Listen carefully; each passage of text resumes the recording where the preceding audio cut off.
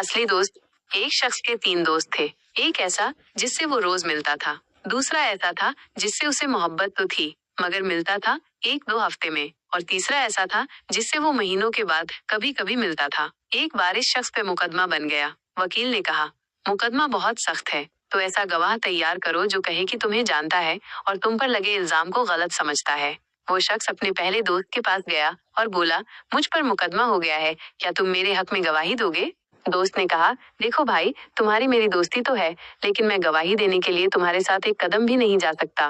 वो शख्स बहुत मायूस हुआ, दुखी भी हुआ। तभी उसे दूसरे दोस्त का ख्याल आया। उसके पास जाकर उसने गवाही देने के लिए कहा। दूसरा दोस्त बोला, मैं तुम्हारे साथ कचहरी के दरवाजे तक तो चल सकता हूँ, लेकिन गवाही नहीं दूंगा।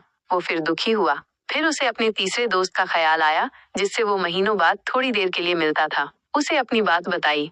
तीसरे दोस्त ने जोश के साथ कहा, मैं चलूंगा तेरे साथ, तेरे हक में गवाही दूंगा और मेरा दावा है कि ये मुकदमा खत्म हो जाएगा, तू बरी हो जाएगा। कहानी का तात्पर्य, ये कहानी हमें जिंदगी के 3 दोस्तों के बारे में बताती है।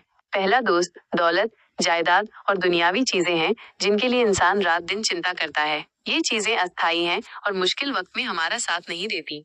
दूसरा दोस्त रिश्तेदार, अहबाब और दोस्त हैं जिनके लिए हम कई तकलीफें उठाते हैं। वे हमारे सुख दुख में साथ तो होते हैं, लेकिन हर मुश्किल में साथ नहीं दे पाते। तीसरा दोस्त ईमान और नेक अमाल हैं जो खुदा की मोहब्बत के कारण किए जाते हैं। यही सच्चे दोस्त हैं जो हमेशा हमारे साथ रहते हैं और हमें मुश्किलों से पार करने में मदद करते हैं।